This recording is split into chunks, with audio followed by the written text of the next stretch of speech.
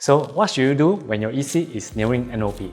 This is a common question that we get all the time. So should I sell? Is it best time to sell? Sell really by what? So today we will share with you in this very short video and hope it helps to give you a better idea moving forward. So where do we start looking? History always repeats itself, so let's take a look at the past EC and see what we can learn from others' experiences. So here we have 3 EC from different parts of Singapore that MOP around the same time during 2012 and 2013, which are more than 10 years old. So La Casa in Woodland, Park Green in Sengkang, Whitewater in Pasir Ris. We notice a pretty standard trend that prices tend to peak after their MOP date and tend to stagnate or depreciate that due to many reasons like lease decay, etc. Now let's study another EC, Privé, which has recently MOP in 2018 to have a better understanding and comparison. So we can see that prices only increased slightly and has stagnated from 2018 to 2021. So is there a possibility of it following the footsteps of these earlier ECs that we previously looked at? So what should you do? To hold or to sell? We have seen from the past transactions that property prices either remain stagnant or move downwards depending on location. Your CPF accrued interest will also accumulate higher and your cash proceeds will eventually be lesser every year. And considerations like your loan tenure will also be lesser as you ages every year, which result in higher monthly mortgage. So another few points to consider. Is there any significant infrastructure growth plans in your neighborhood?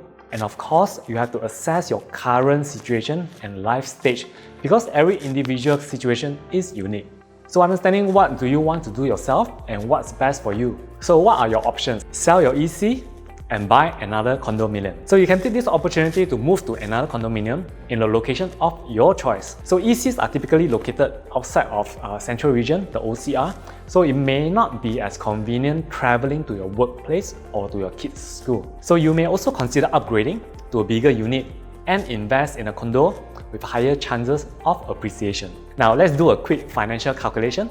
An average 3-bedroom EC at Waterwoods that was purchased at 750,000 could fetch about 1.05 million to 1.1 million in today's market. So you can then use the sales proceeds of about 250,000 to 350,000 towards your next purchase without topping up cash. Option 2. Sell your EC and buy a HDB. So this is worth considering if you are near retirement. You can cash out your sales proceeds to buy a HDB and lower your commitment towards monthly housing loan. So in some cases, owners who have sufficient CPF cash can pay for the HDB in full and become essentially loan-free. So this may also be an option for owners who are thinking of lowering their money commitment while taking a longer break from their stressful work environment. So the next option, option 3, you can sell your EC and buy 2 private properties. So if your financial allows, you may consider maximizing your investment returns for the next 5 to 10 years by buying 2 properties. So typically husband and wife buying under separate ownership to avoid paying ABSD. So one condo will be your home, while the other will be an investment home to generate passive rental income and for potential capital gains. However, this will require in-depth financial planning for both owners, and when done well, there is a good chance that no cash top-up is needed. So sales proceeds may be sufficient from the sale of your EC.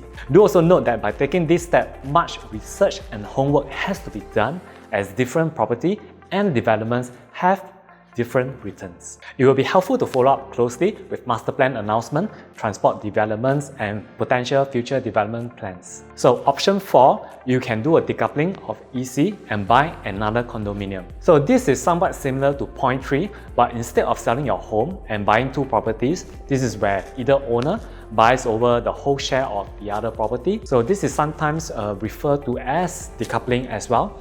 So in doing so, one party's name can be freed up to purchase another property without having to pay ABSD. Again, this will require in-depth financial planning for both owners to gauge the feasibility. So we have come to the end of this video and I'll leave you a few more questions to ask yourself. So are you familiar with the latest market trends? Have you worked out the pros and cons of keeping your EC? Do you also have a step-by-step action plan? Will you be interested to upgrade or downsize if no cash is needed? Feel free to talk to us if you are in the midst of this planning, and we look forward to hearing from you. My name is Alex. I hope to see you soon.